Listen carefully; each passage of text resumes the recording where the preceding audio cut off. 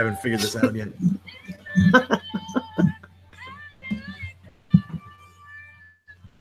All right. I hit a wall. I never felt so. Are we ready? I believe so. Good, because now we are recording. Now we are live. Hello, everyone. Grief. Hello. We're back from our long journey into the nebula. We've returned. I'm Mike Fixed our McCaffrey. sound problems. We fixed our sound problem. I fixed it. I'm the Simon Pegg of this. Jason fixed it. Jason fixed my computer. I run Bartertown. Yes, you run Bartertown. All right, so I'm Mike McCafferty. I'm Kim Miller. And I'm Jason McCarris. He's returned. Jason has returned I'm here. from his pizza party, which we derided before. Pizza party. It's like 3 weeks ago. It's an endless pizza party from like 4 months ago. Yes. So it feels like the last time we recorded. Finally has stopped watching the Han Solo movie trailer on endless loop. Oh, man. I don't know about that, Jason. It's going to be fun. I haven't even seen it once. It's going to be fun. What a retread there. What like a refortification of, it's going to be fun. It's not going to be fun. It's going to be bad. It's going to be fun. What's wrong with that? It is. It seems like it's going to be fun. Well, like if you're like, oh my god, I can't wait to see this. This is going to be the best movie ever. Instead, it's going to be fun. See, like that's like a like. If he said that, you jump all over. They come out once a year. It can't be the best movie ever every year. Well, this one will prove that. This will not be the best Star Wars movie. I believe. Here's my thought process on this. Pre-review.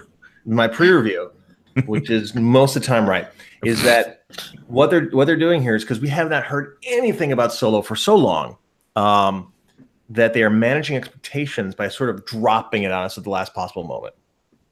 So, I mean, we're 6 weeks out, and we're just finally getting like a proper second trailer. So, I think this is doomed.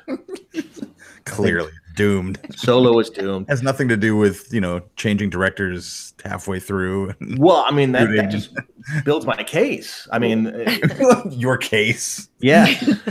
There's been disaster written over this movie for like 2 years, but finally your case today. You've proven it. My case is the strongest case. Now it's all. I gave them some wide latitude, but now not even Ron Howard, not even Clint Howard can save this production. Oh, Clint Howard. Oh, is Clint Howard in it? Oh yeah, he's going to be in it. If he is in it, isn't he? Yeah. At first he said he wasn't going to be in it, and then because it was in London, and apparently he's in it now. So we'll get it in London. What does that mean? Is he like? Well, because after reshoots in Los Angeles, probably most likely. If he weren't in it, it would be weird, I suppose. Yeah. Can he not travel to London? What's going on here? I mean, is he? I don't know if Disney was like down for paying for Clint Howard to fly to London first class. Can we? Did they? How did? Budget for it. We can't afford it. I'm so sorry, Ron. We are really leveraged deep on that. We got theme parks to run. I mean, Jesus, we're not going to fly your brother over. Who do you think is going to be working at the theme park? Let me say this, Clint. Ron, do you want those 3 extra aliens in the background, or do you want your brother there? That's all I'm saying, man. If you want Jobel Gogs and Klu Snafu and General Skiyaka, then you don't get it. Those are all the people playing, gambling with Lando Calrissian at the table. Exactly. There's all those weirdos who are, that they just like populate now because like there's these dog whistle type of characters that they have to put in. Like an elephant snout and rabbit ears or some crazy. Yeah, because those guys weren't because Hammerhead wasn't in the cantina.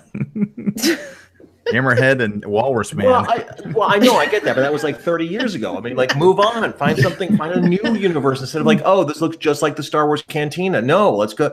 I mean, why? Like the one nice sure thing they about did that. It was called Canto Bite. I just want to talk about Star Trek. Damn it! He did it to us again. I know. This is why we don't have Jason on the show anymore. I hit a wall. I hit a wall. All right, so let me set the stage here. I feel like for the people who are still remaining on after we've been away, and we apologize for being away, who are still listening to this podcast, like the Jims and the Dougs and the Zacks. That's it. And the Marias, those 4 who may replace us at any point in time. You'll have the complete authority. But here's the story. So my son has started a relentless campaign to watch all the Star Treks, and he's about like 40% through, I think, or 30%. He's done far better than myself. Yes, I know. You like that campaign for us has withered. But my son, the original series, but Kieran has gotten through like 4. Well, I know. Well, he has like a percentage. He's like, I'm 20% of the way through on Enterprise, 35% on TNG, charts and graphs.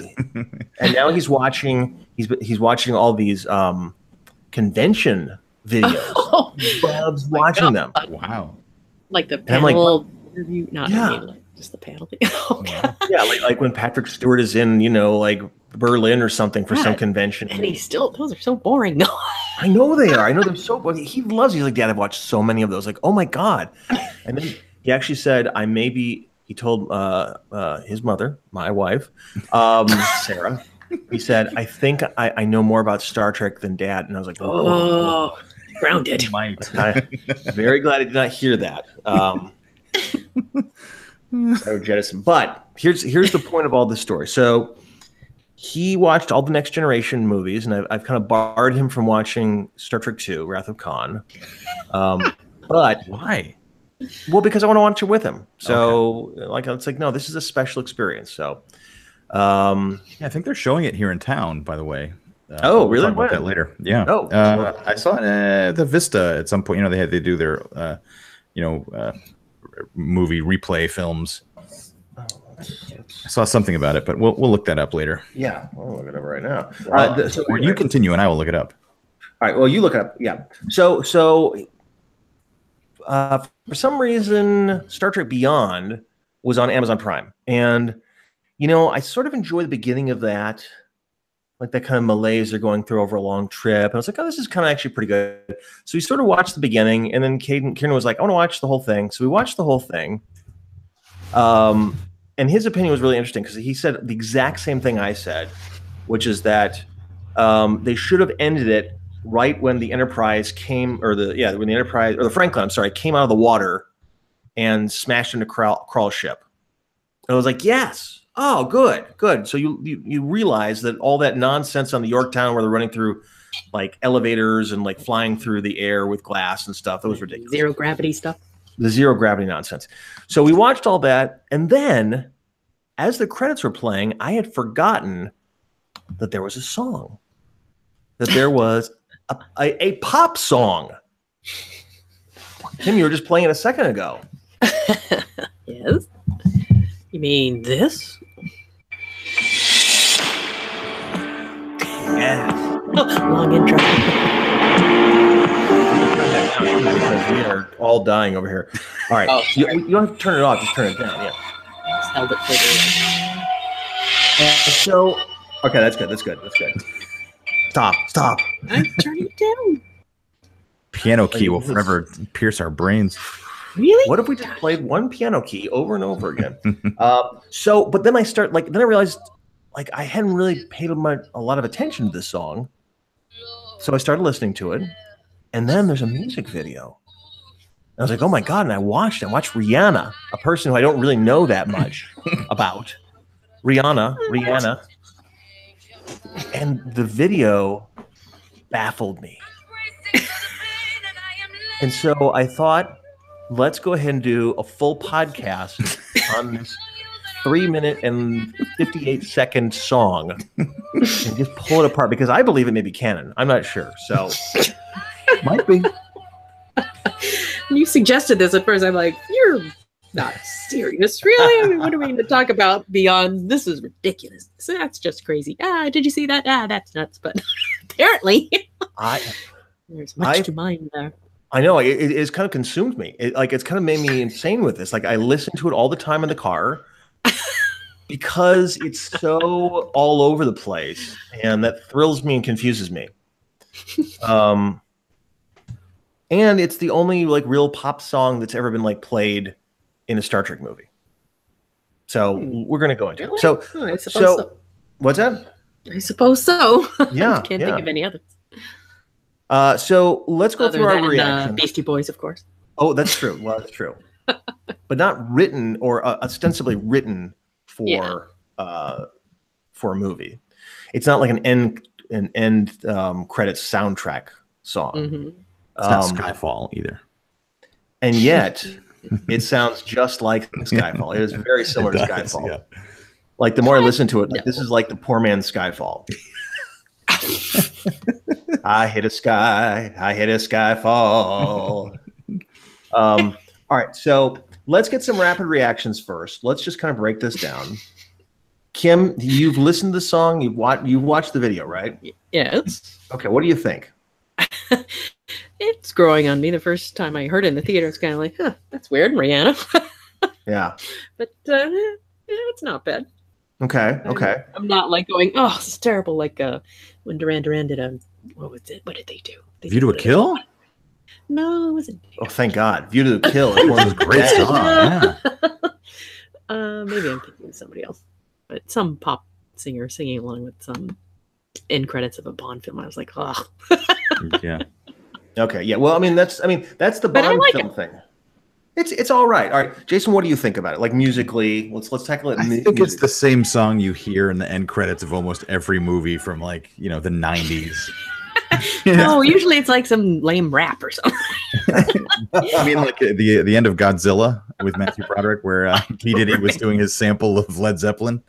Oh, jeez. Oh, that's boy. We were really deep cutting on that. You have to post that. I don't remember that at all. Oh yeah, the Matthew Broderick version too. My God. Yeah.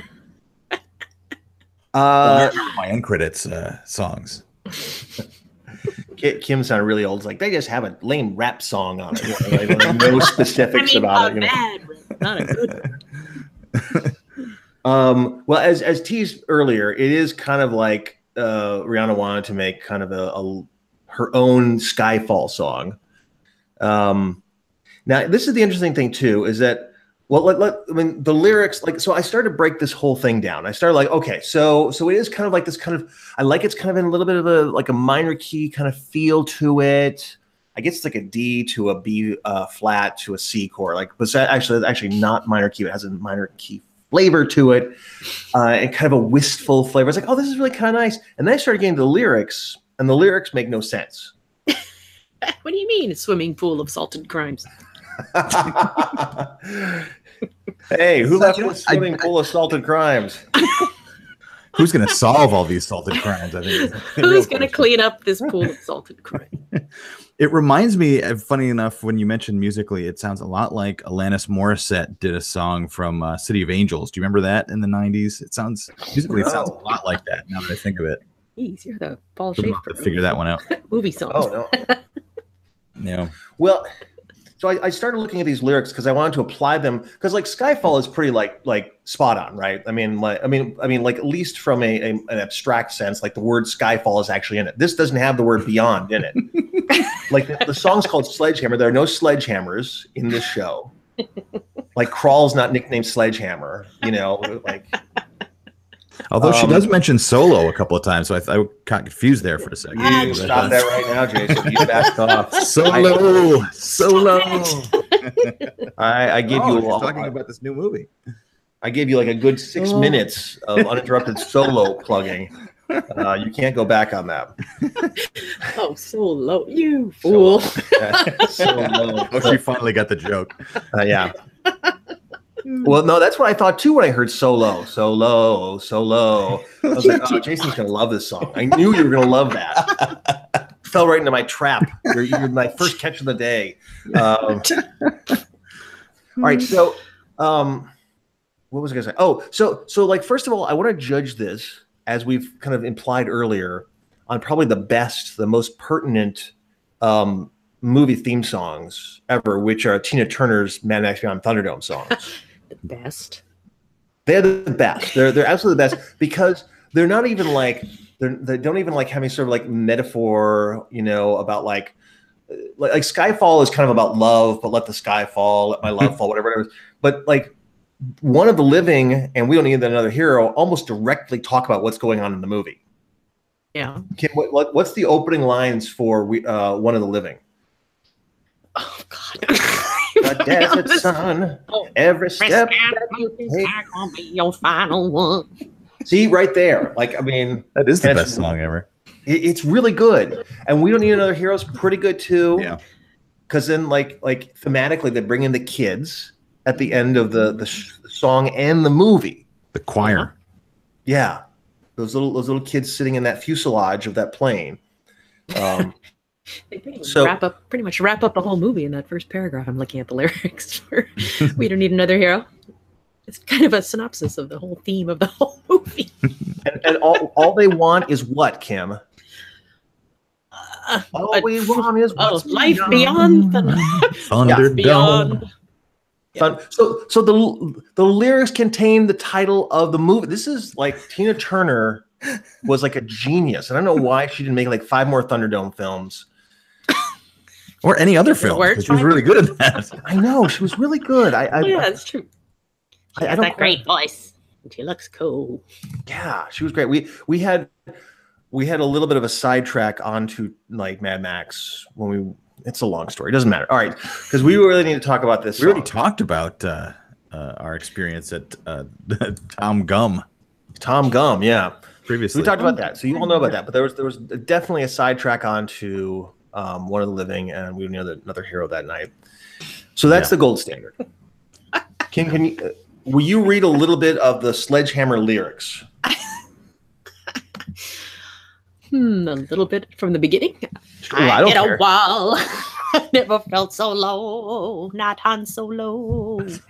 Like a waterfall, my tears dropped to the floor. The floor! They left a swimming pool of salted crimes. Oh, what could I do to change your mind? Nothing. Salted crime. Oh my God. Things got out of control. Now the chorus is, I'm bracing for the pain, I'm letting go, I'm using all my strength to get out of this hole. I hit a wall. I thought that I would hurt myself. Oh, I was sure your words would leave me unconscious and lying on the floor. I'd be lying cold, lifeless, but I hit a wall. I hit them all. Watch them fall. You're just another brick, and I'm a sledgehammer. I thought you were going to say, I'm just another brick in the wall. But nope. Well, I mean, these lyrics lead a lot to be like desired for. I got to be honest. It's you're just another brick, and I'm a sledgehammer. I tried to understand what those meant in the first place. Like, wait, you hit a wall, and then you're falling down. Oh, you are the hammer. But why are you upset? So you're crushing your boyfriend. Okay. Putting a lot of thought into this. Oh, I have. So I tried to apply these lyrics to what was going on in Star Trek Beyond, and then later on to Star Trek in general, and it made no sense. Excited to hear this. Well, there's nothing. There's nothing to it. Oh. Like there's nothing in the plot of Beyond. I thought you had some sort of deeper analysis that you looked into this and figured something out. I tried to apply it. I'm like, okay, so well, I'm like, okay, maybe Kirk is hitting the wall. He's hitting the wall. He's feeling so low, and then like a waterfall, my tears dropped to the floor. They left a swimming pool of salted crime. No, this isn't about Kirk. You're like, wait a minute, I just missed my exit. What am I doing? And then I tried to apply it to crawl. I hit a crawl. I hit a crawl. Let the sky crawl. Oh my God. So I hit a wall. I never felt so low. Maybe that's okay. Like a waterfall, my tears dropped to the floor. But then there's still the swimming pool of salted crimes. I mean, maybe salted crimes. I'm bracing for the pain. See, none of that, like no character, no plot point applies to these lyrics. So then I dug a little deeper into the song. Okay. And discovered that this song was actually written in 2014. Oh. By Rihanna and Sia, and one other person. And so when they came calling, for a song, I think Rihanna's just like, oh, how about this one? And they're like, perfect. It sounds about right. So it was just kind of like a drop in, and then Rihanna was on record saying, "Oh, I've been a big fan of Star Trek since I was a kid." I'm like, all right, well, then write a song about it. You know, I mean, What? Write a song about it. Well, I always felt like that was like a weird marketing ploy. You know, like everyone. Oh, I was a huge fan since I was a kid of Project X. You know, with Matthew Broderick again. Project X. Oh, you two are both so old. Now I'm going to call you both out. Project X. What the hell? I mean, Generation X talks about Project X. My God. We're approaching the wall. Oh my God. All right, so Now, can we move past the music and the lyrical content to get to the video, because I think the video actually does have something to do with Star Trek. Yes, yes. Because after I did all that, I went to the video, and the video is equally baffling. It is. So Kim set us up. Tell us how we start off. I'll do it then. I'll run. If God's eye. Yes. So we're flying through space, past like galaxies, and there's lightning. There's lightning in space. Mm-hmm. Everyone knows that. Yeah. And then I'm trying to. You notice after the lightning, her face shows up, and there's like prisms, and the prisms are sort of in the color of the Star Trek: The Motion Picture poster. Did you notice? Oh, you mean like the shafts of light? Yes. Yes, the shafts of light that are coming down. There's kind of like those rainbow colors in the. Yes. That was kind of cool. Now this what's and then happening, the Enterprise shows up. And then the Enterprise shows up, and this is the Enterprise 1701, no -A. Okay. Mm-hmm. I stopped it and looked at it a couple of times, and both in the beginning and the end. So this is pre-Beyond. This all happens pre-Beyond. Much like the song. Yes, yes. This is not Beyond. This is former. So the Enterprise is zooming off, and then this face appears, which evidently no one on the Enterprise manages to see. They got windows that like point right outside. It's Rihanna's face. You could tell because she's got those weird markings, face paint or tattoos or whatever those are. Yeah. So like they kind of like zoom loud. Oh, can you hear that? Yeah. Oh, okay, I'll turn that down. So then I see. Oh gosh, I missed her face. I've only been watching it on my phone, so that's probably why. See, like you're like, oh, we won't have anything to talk about. There's so much. To talk about. Well, I forgot how your nerd granularity. Yes. Granularity. Well, because I always forget about Jason's flawless Homer Simpson impression. It's been away for so long. Salt and crimes. All right, so I've got to keep this going, you guys, because I mean, we can't get distracted. All right, so we go to a planet which has a busted moon, right? A busted moon, like something is just like smashed through it, and then we zoom into that planet, and I don't know, this is like some sort of national park, but it's like a desert world. Yeah, it looks like the music video version of Vasquez Rocks. A little bit, yeah, it is. Like, and I don't know why they just didn't go to Vasquez Rocks and shoot. That'd be a perfect setting, but it's these weird like dirt spires that she is sitting around. Yeah, and we find dirt spires. Yeah, rocks. They're dirt spires.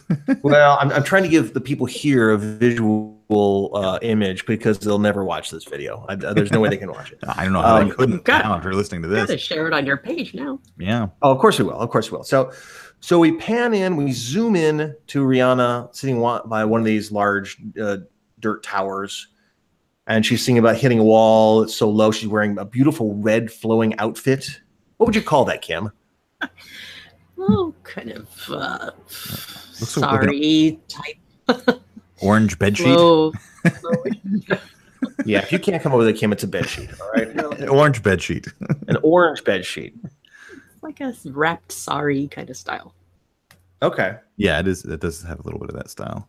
But it's beautiful. It's flowing, and we kind of get this long shot of her. We pan in, and then on second 42, if you can all zoom over there, we get a first hint of where we're at. 42.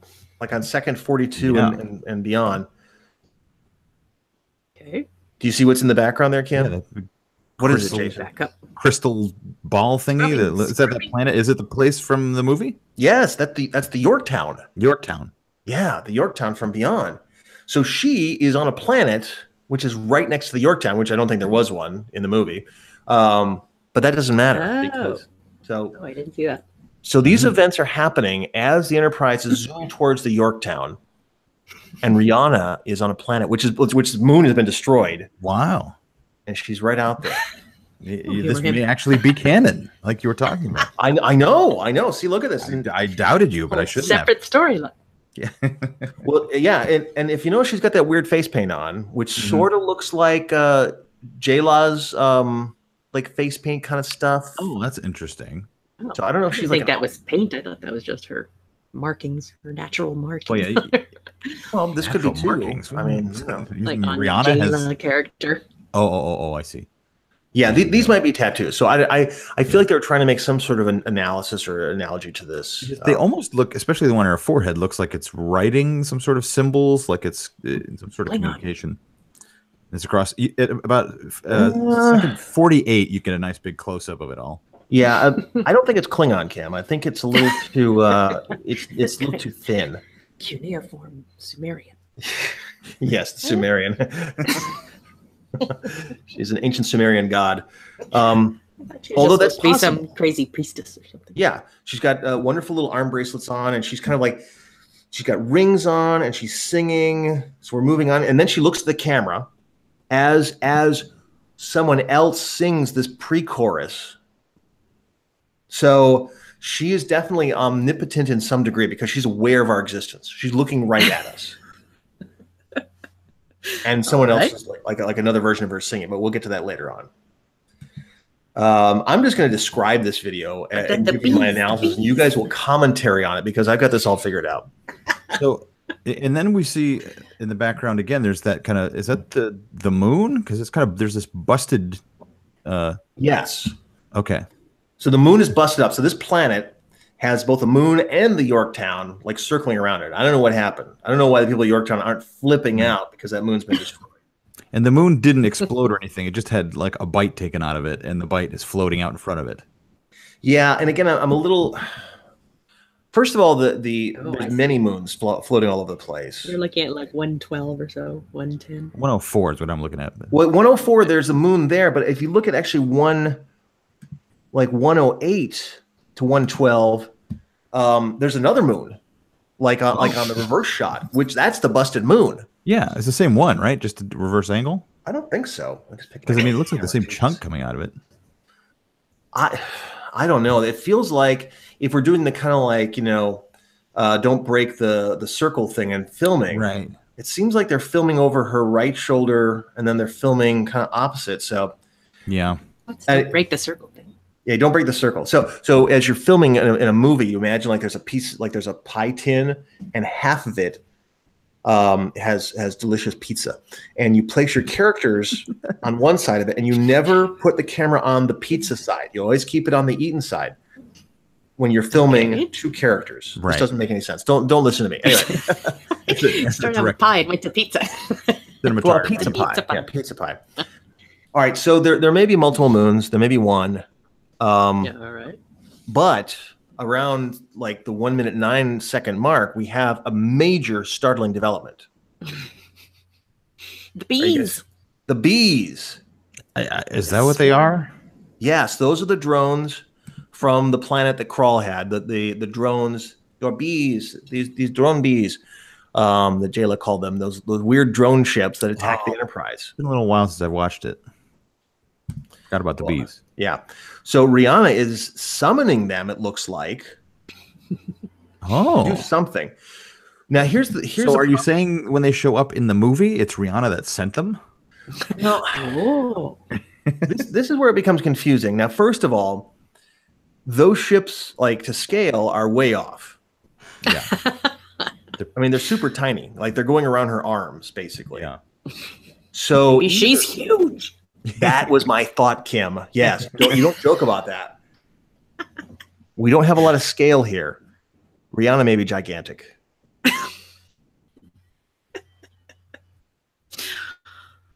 And she has summoned these space bees, these drone bees, to fly at the Yorktown. Now she summons them, and then, like as we're watching, let's see, do they go towards it? Like they fly, like around the 1 minute 16 second mark. They're flying towards the Yorktown, man. And then they're actually flying away from the Yorktown, and then it looks like they're flying back to the Yorktown. So it's confusing. So she's summoning all these ships. Mm-hmm. Look, the bees don't know anything about the pizza. Let's put it that way. No, the bees don't know about the pizza. So where is the pizza and all this? We're not going to talk about the pizza. The pizza's done. Because at the party, the pizza party, it's over. Yeah, the pizza party. Yeah, I know. It's never over. Never in my heart. Well, here's something else I'm going to bring up to you about the pizza party. There may be multiple timelines of pizza parties.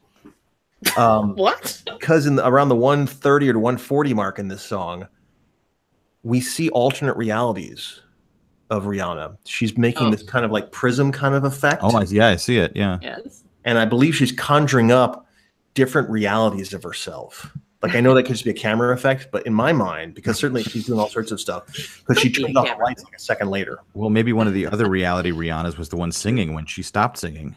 That's what I think. This is what I see. I'm with you.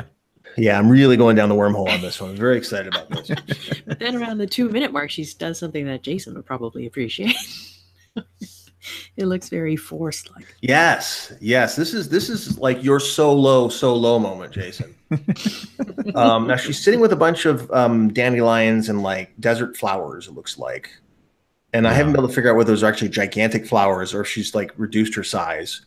She has that power. She has that power because she's making like the dirt kind of like float up and then the rocks.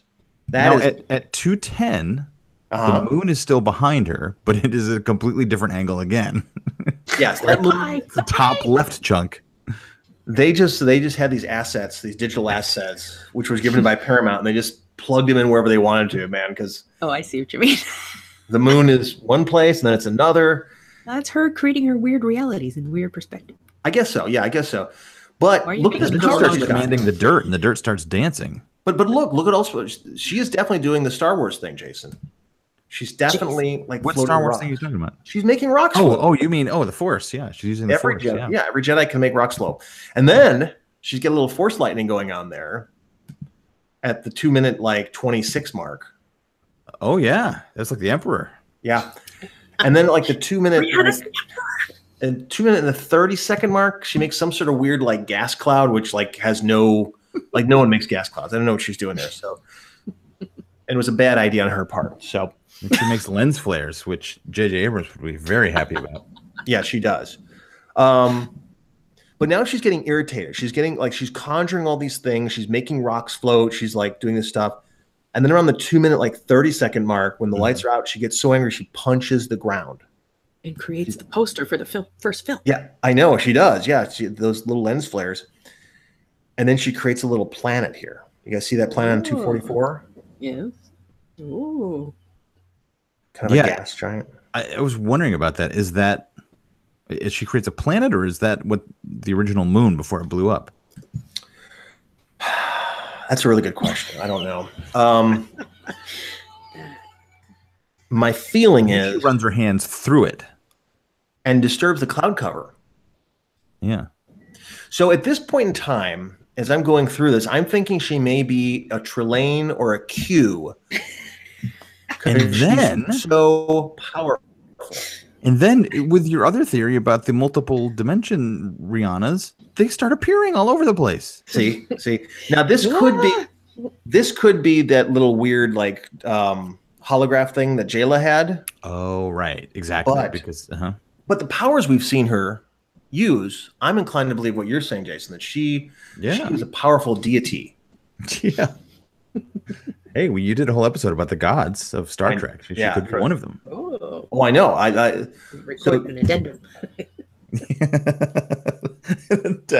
This is the addendum. This is it. This is the only addendum you're gonna get. So then she kind of does some weird kind of Indian dance things with her hands. But she starts like spazzing out too, like she's having a seizure while that's going on. Well, it was a long shoot. I think that's just Rihanna, like actually tired. I think she's just like, I'm just gonna do some shit and like we'll roll the cameras. Good. And they're like, great, okay, we'll put that in there. Yeah. But then she sort of kind of reverts back to sort of an energy form. Right. She kind of goes out into the cosmos. Well, she goes into the planet and then goes to the cosmos, which is kind of like a weird way of doing it. Her face reappears.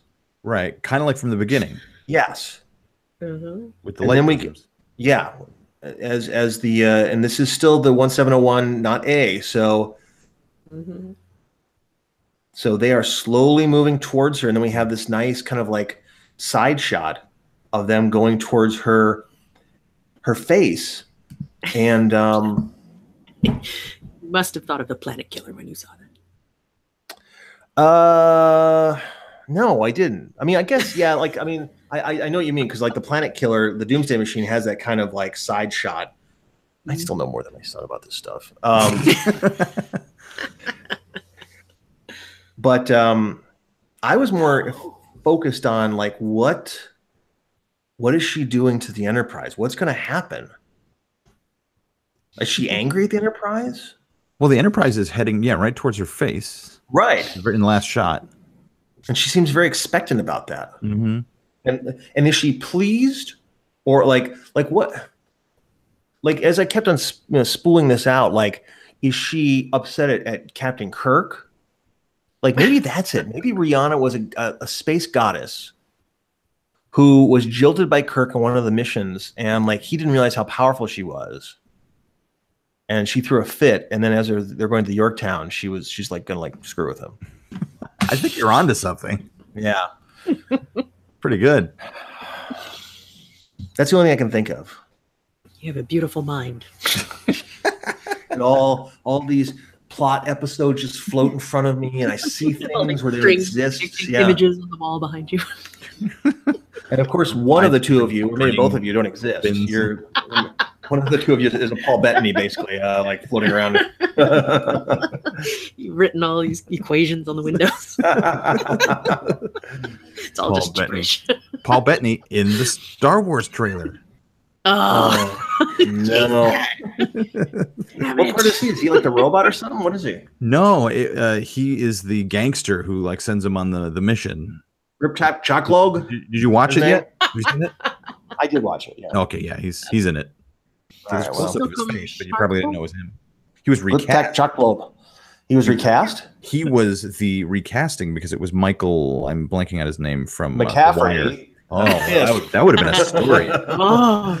Fassbender. I love him. Yes, Michael Fassbender. No, that guy from The Wire who played Omar, who's great. He shot all his stuff, and then of course when they replaced directors, he was unavailable, and Ron Howard pulled in Paul Bettany because they've done like 8 movies together.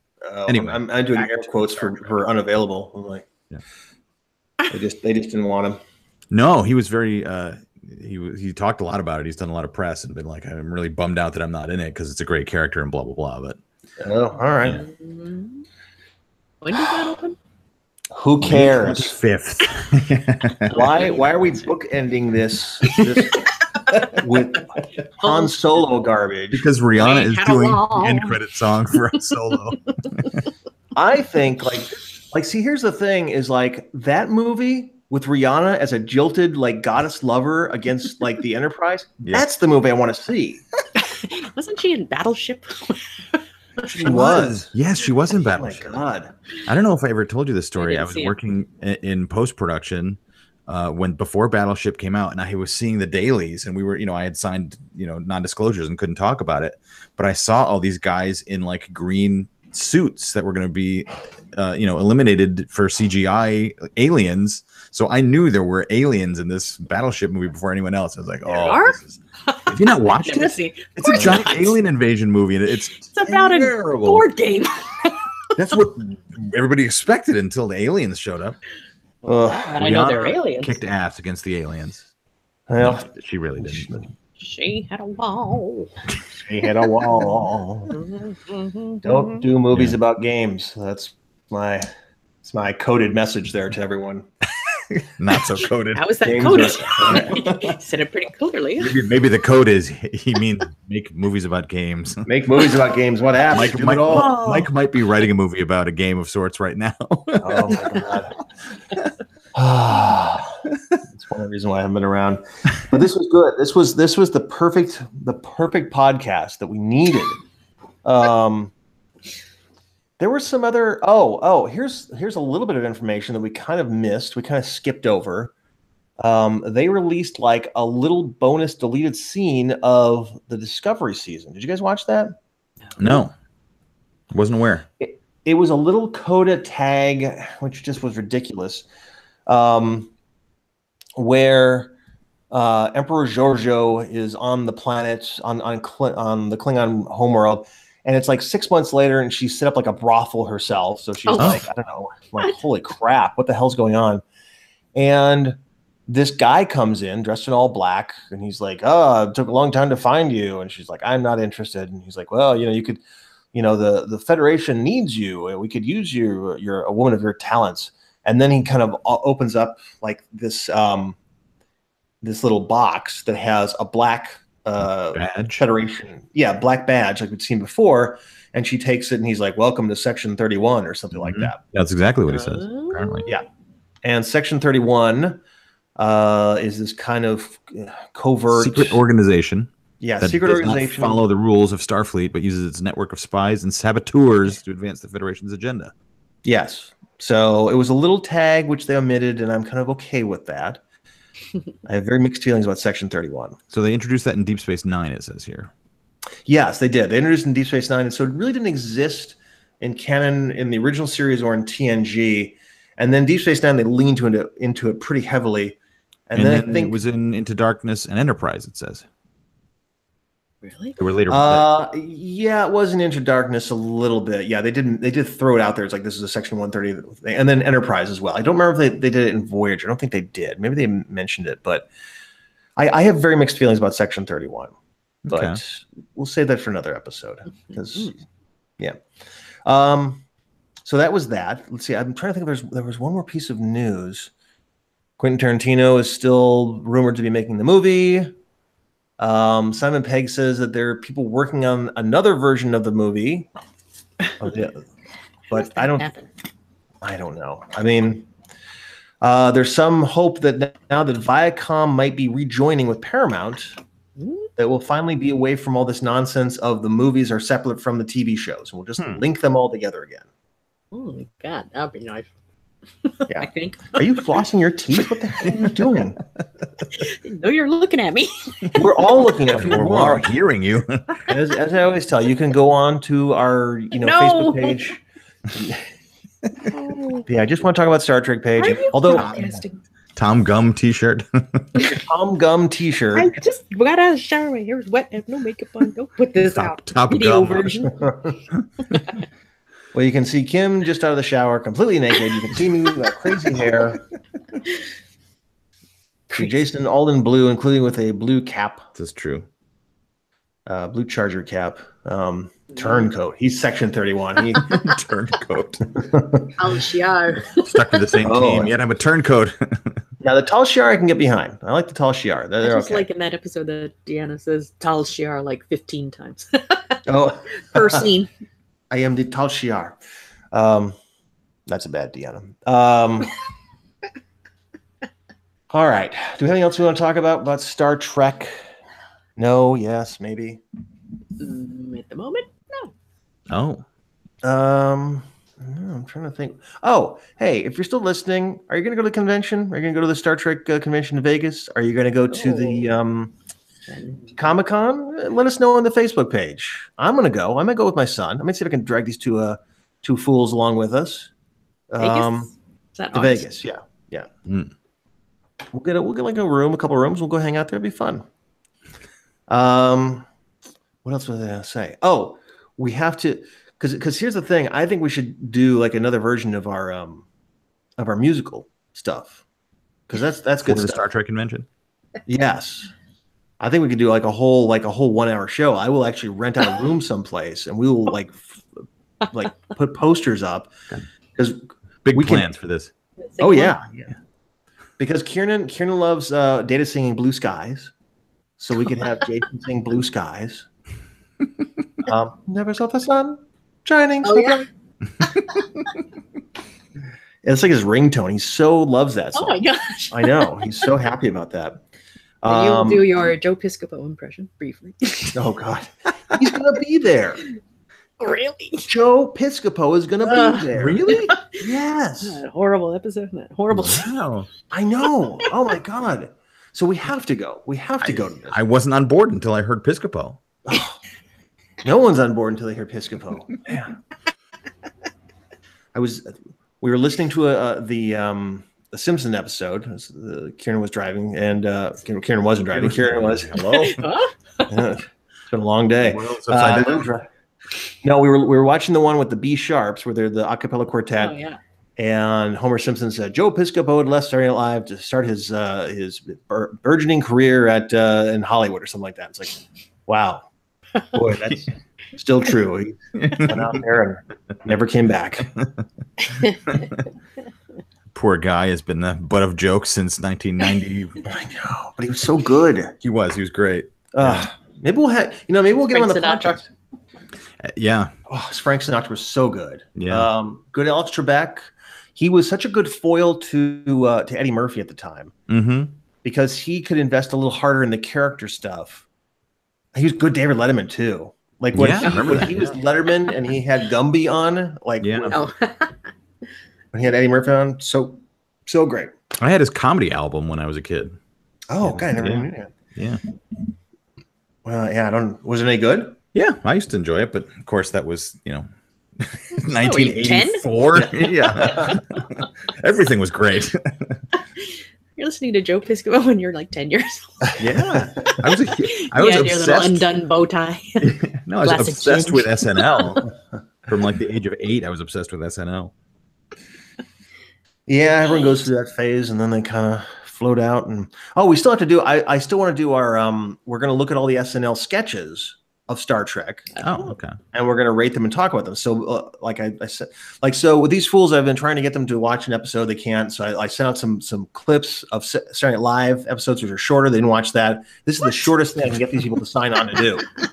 This is Rihanna video. Watch these assignments, these mysterious assignments that we never got. I sent those a couple of times. I got really on board. You have to watch. You have to watch the one with John Belushi. Then it's like Jim Belushi. Long. We had a long text conversation about that one. Yes, we did. Yeah, and his Kirk is so good. I won't spoil what we're going to talk about, but it's so good. He worked so hard. He worked like 3 months on it. But all right. One last little thing, or a couple of things, I guess. But Stephen Hawking passed away, which is sad, and he was one of the only people to play themselves in Star Trek. Mm-hmm. Who else? So, I think he actually is the only person to play himself. So I Joe Piscopo played himself. Apollo. Yes, Apollo. Abraham Lincoln. They all played themselves. No, I think he is the only person to play himself. So,